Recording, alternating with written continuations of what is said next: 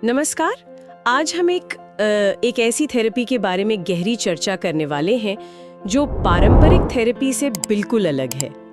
सोचिए एक ऐसी बातचीत के बारे में जो आपकी समस्याओं के इतिहास में नहीं बल्कि आपके भविष्य के समाधानों में दिलचस्पी रखती है। बिल्कुल, और ये थेरेपी एक बहुत ही क्रांतिकारी विचार पर आधारित है। हमारे पास MPC 013 ब्लॉक 2 यूनिट 3 से कुछ अंश हैं, जिसका शीर्षक है सोल्यूशन फोकस थेरेपी।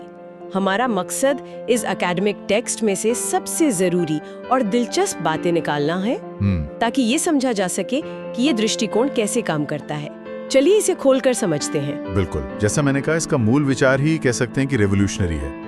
ये प्रॉब्लम सॉल्विंग के बजाय सोल्यूशन बिल्डिंग पर आधारित है। Solution building? हाँ, इसका मानना है कि लोग खराब या बीमार नहीं हैं, उनके जीवन में बस कुछ समस्याएं हैं। तो शुरुआत यहीं से करते हैं। सोल्यूशन फोकस थेरेपी या SFT ये पारंपरिक तरीकों से अलग कैसे है? देखिए, पारंपरिक थेरेपी जो है वो अक्सर समस्या की जड़, उसके इतिहास और उससे जुड़ी भावनाओं को समझने पर बहुत ज्यादा ध्यान देती है। ये सब शुरू कहाँ से हुआ? Exactly. लेकिन SFT, जैसा कि नाम से ही जाहिर है, वो सीधे समाधान पर आती है। इसकी शुरुआत मिल्वॉकी के ब्रीफ फैमिली थेरेपी सेंटर में स्टीव डिशेज़ा और किम इंसू बर्ग जैसे थेरेपिस्ट ने की थी। अच्छा। इसके कुछ बहुत ही बुनियादी सिद्धांत हैं।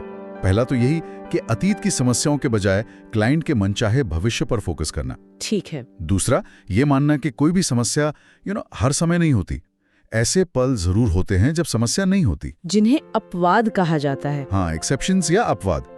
और थेरेपिस्ट का काम है क्लाइंट की मदद करना ताकि वे उन व्यवहारों को पहचाने और ज्यादा करें जो पहले से काम कर रहे हैं। वाह। और सबसे जरूरी बात, ये माना जाता है कि समाधान के लिए जो भी चाहिए वो क्लाइंट के अंदर पहले से ही मौजूद है। यहाँ पर ये बात बाकी दिलचस्प हो जाती है। थेरेपिस्ट ये नहीं सिखा रहा कि देखो तुम्हें ये करना है। बिल्कुल नहीं, बल्कि वो ये खोजने में मदद कर रहा है कि क्लाइंट पहले से क्या सही कर रहा है। एग्जैक्टली।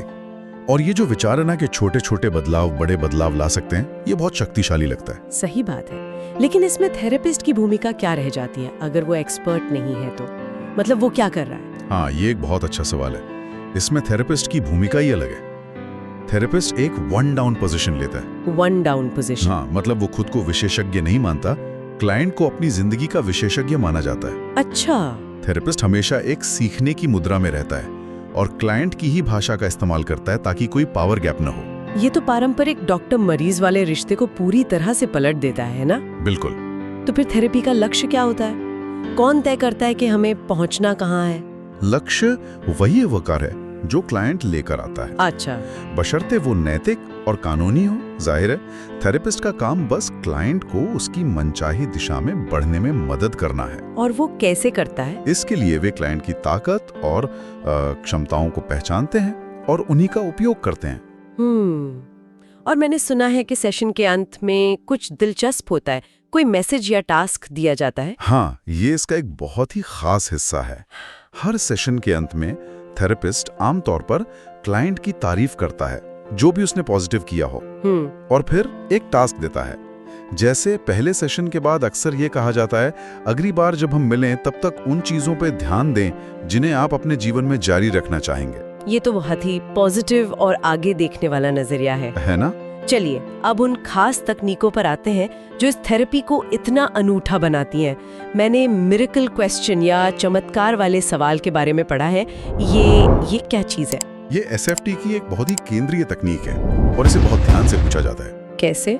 थेरेपिस्ट क्लाइंट से कहता है, कल्पना कीजिए कि आज रात जब आप सो रहे हो एक चमत्कार होता है और आपकी सारी समस्याएं गायब हो जाती हैं। ठीक है। चूंकि आप सो रहे थे, आपको पता नहीं चला कि चमत्कार हुआ है। जब आप सुबह उठेंगे तो आपको सबसे पहला संकेत क्या मिलेगा कि चमत्कार हो गया है? वाह, ये तो सोचने के उस नेगेटिव दायरे से बाहर निकाल के सीधे समाधान की एक तस्वीर बनाने में मदद करता है। बिल्कुल, ये क्लाइंट को ये स्पष्ट करने में मदद करता है कि वे असल में चाहते क्या हैं, बिना इस बात में फंसे कि वहां तक पहुंचेंगे कैसे। सही है। इसके अलावा और भी तकनीकें हैं? है ना? हाँ। कई हैं। एक है pre session change. Pre session change appointment लेने और पहले सेशन के बीच हुए किसी भी सकारात्मक बदलाव के बारे में पूछना। अच्छा। और इसका श्रेय पूरी तरह से क्लाइंट को दिया जाता है, जो उन्हें सशक्त बनाता है। ये तो बहुत अच्छा आइडिया है। एन है एक्सेप्शन सीकिंग, मतलब उन मौकों को खोजना जब समस्या मौजूद नहीं थी या कम गंभीर थी।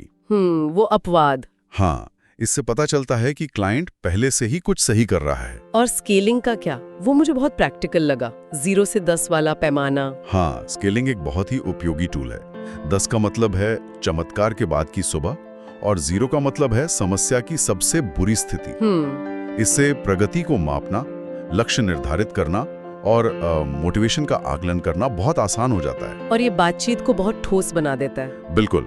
और आखिर में है रीफ्रेमिंग, मतलब चीजों को एक नए नजरिए से देखना। हाँ, समस्या को एक नए और अधिक उपयोगी नजरिए से देखने में क्लाइंट की मदद करना। तो ये सब बहुत ही व्यवहारिक और एक्शन पर आधारित लगता है। थ्योरी से ज्यादा इस पर ध्यान है कि क्या काम करता है। एग्जैक्टली। तो इसका मतलब क्या है? ये जो दृष्टिकोण है, ये किन लोगों या समस्याओं के लिए सबसे ज्यादा प्रभावी है? इसका उपयोग बहुत विस्तृत है, मतलब क्लिनिकल डिसऑर्डर से लेकर शिक्षा और व्यावसायिक सेटिंग्स तक हर जगह किया जा रहा है। अच्छा। हाँ, स्टडी से पता चलता है कि ये व्यवहार संबंधी समस्याओं वाले युवाओं के लिए विशेष रूप से प्रभावी है। ये समझ में आता है। और एक महत्वपूर्ण बात यह है कि SFT अन्य थेरेपी के साथ भी कंपैटिबल है। अच्छा, ये कैसे? इसका एक मूल सिद्धांत है, अगर कुछ काम कर रहा है तो उसे और करो। इसलिए अगर कोई क्लाइंट किसी पारंपरिक उपचार से मदद ले रहा है तो SFT उसे जारी रखने के लिए प्रोत्साहित करेगा, उसे बंद करने को नहीं कहेगा।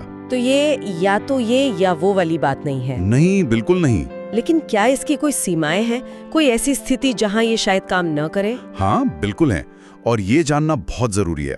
स्रोत के अनुसार गंभीर मानसिक या चिकित्सा समस्याओं वाले व्यक्तियों जैसे सकती है। समझ गई। उन मामलों में SFT एक व्यापक उपचार कार्यक्रम का एक हिस्सा हो सकता है, लेकिन एकमात्र उपचार नहीं।